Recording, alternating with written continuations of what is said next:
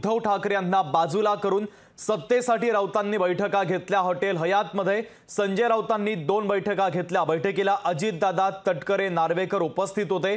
शिवसेनेचे प्रवक्ते राजू वाघमारे यांनी हा खळबळजनक दावा केलेला आहे। तर एकनाथ शिंदे यांना मारण्याचा कट उद्धव ठाकरेंनी रचला होता असा आरोप देखील राजू वाघमारे यांनी केला। राजू वाघमारे यांनी उद्धव ठाकरे यांच्यावर काही गंभीर स्वरूपाचे आरोप देखील केलेले आहेत। आताची सगळ्यात महत्त्वाची आणि मोठी राजकीय बातमी आपण पाहतोय। उद्धव ठाकरेंना बाजूला करून सत्तेसाठी राऊतांनी बैठका घेतल्या।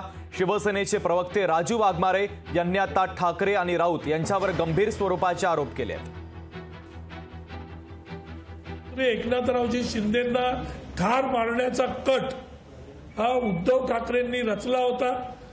त्यांना नक्षलवादी एरियाचे पालकमंत्री असताना पण Z+ सिक्युरिटी दिली नव्हती।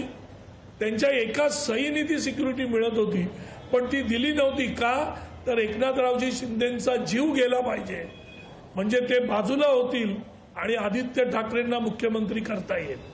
अशा प्रकारच्या स्वतःच्या पक्षातील लोकांबद्दल वाईट विचार करणारे उद्धव साहेब ठाकरे, त्याचं उत्तर आजपर्यंत ना संजय राऊतनी दिलंय ना उद्धव ठाकरेंनी दिलंय।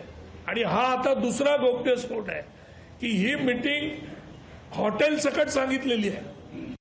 मी हॉटेलचं नाव पण सांगतो, हयात हॉटेल येथे 2 मीटिंग संजय राऊतांनी केल्या की उद्धव साहेबांना बाजूला करूया आणि आपण सगळे एकत्र राज्य स्थापन करूया।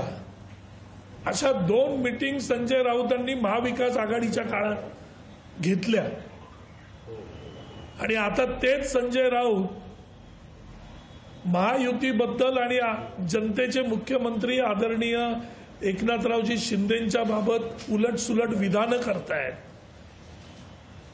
तर त्यांना जनाची नाही तरी मनाची वाटली पाहिजे।